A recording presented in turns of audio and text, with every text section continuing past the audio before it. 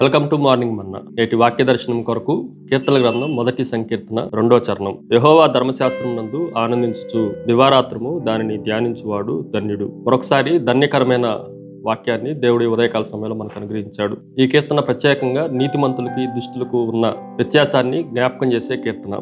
నీతిమంతులంగా యెహోవా ధర్మశాస్త్రమందు ఆనందించే వారికి, దేవుని పట్ల ప్రేమ కలిగిన వారికి దేవుడిచ్చే ధన్యతలు, ఆశీర్వాదాలు కూడా ఈ కీర్తన భాగంలో ఈ అధ్యాయాల్లో మనం చూడొచ్చు. ఈ వాక్య ధ్యానంలో నుండి 4 ప్రాముఖ్యమైన విషయాలు మనం జ్ఞాపకం చేసుకుందండి. మొట్టమొదటిది number 1, knowledge of word of God. దేవుని వాక్యం కొరకైన జ్ఞానము చాలా అవసరము. ఎందుకు దివారాత్రములు మనం ధ్యానం చేయాలి, ధ్యానం చేయటం వలన వచ్చే గొప్ప మేలు ఏంటి అని మనం ఆలోచన చేస్తే, దివారాత్రము దేవుని వాక్యాన్ని ధ్యానం చేయటం వలన మనకి జ్ఞానం కలుగుతుంది. హోషేయ గ్రంథం 4వ అధ్యాయం 6వ వచనంలో, నా జనులు జ్ఞానము లేని వారై నశించుతున్నారు, నీవు జ్ఞానమును విసర్జించున్నావు గనుక నాకు యాజకుడుగా కాకుండా నేను నిన్ను విసర్జింతును. నీవు నీ ధర్మశాస్త్రమును మరచితివి గనుక నేనును నీ కుమారులను మరుతును. ఈ వాక్య భాగంలో 3 ప్రాముఖ్యమైన విషయాలు మనం చూడొచ్చు.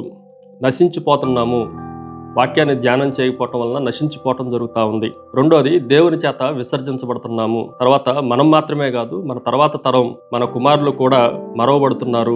వాక్యాన్ని ఎవరైతే ధ్యానం చేస్తారో వారికి మంచి మేలు కలుగుతాయి, ధ్యానం చేయని వారికి ఈ అవకాశాలు ఉంటాయి.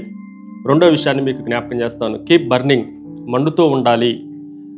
దివారాత్రము దానిని ధ్యానించువాడు, పగలు రాత్రి దానిని ధ్యానం చేసేవాడు వాక్యపు అగ్ని చేత మండుతూ ఉంటాడు.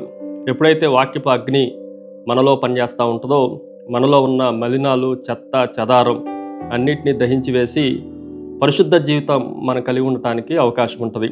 నీ వాక్యము నా హృదయంలో ఉంచుకొనగా నేను పాపమునకు దూరంగా ఉంటున్నానని 119వ కీర్తనలో కూడా దావీదు భక్తుడు జ్ఞాపకం చేయటం మనం గుర్తుంచుకోవాలి. మూడో విషయాన్ని మీకు జ్ఞాపకం చేస్తాను. కీన్ ప్లెజర్, మహా ఆనందము. యెహోవా ధర్మశాస్త్రమునందు ఆనందించుచు అన్న మాటలు మనకు కనిపిస్తూ ఉన్నాయి. దేవుని ధర్మశాస్త్రము మనకి ఆనందాన్ని కలగజేసేది.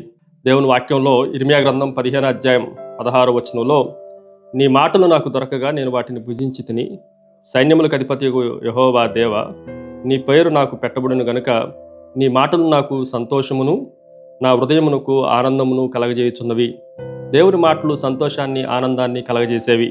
అంత మాత్రమే కాదు, 119వ సంకీర్తన 92వ చరణంలో కూడా, నీ ధర్మశాస్త్రము నాకు సంతోషము నీయని ఎడల నా శ్రమయందు నేను నశించుదును. దేవుని మాటలు జాగ్రత్తగా ఆలోచన చేస్తే, దేవుని వాక్యము శ్రమల్లో కూడా మనకు సంతోషాన్ని ఇస్తూ ఉంది. సంతోషం ఇవ్వకపోతే శ్రమల్లోనే నశించేవారం. ఆ మాటలు కూడా దావీదు భక్తుడు మనకు తెలియజేస్తూ ఉన్నాడు. చివరిగా మనం ఆలోచన చేస్తే, కింగ్స్ బ్లెస్సింగ్స్, రాజు ఆశీస్సులు కూడా ఈ కీర్తనలో మనం చూడవచ్చు. ధర్మశాస్త్రమునందు ఆనందించువాడు ధన్యుడు, ధన్యత మనకు కనిపిస్తూ ఉంది. 3వ చరణంలో, ఆకు వాడని జీవితము. అంత మాత్రమే కాదు, వాడు చేయనదంతయు, అతడు చేయనదంతయు సఫలమగును. సఫలతను మనం చూడొచ్చు. ఆకు వాడబారని జీవితాన్ని మనం చూడొచ్చు. చేసేదంతా సఫలతను మనం చూడొచ్చు.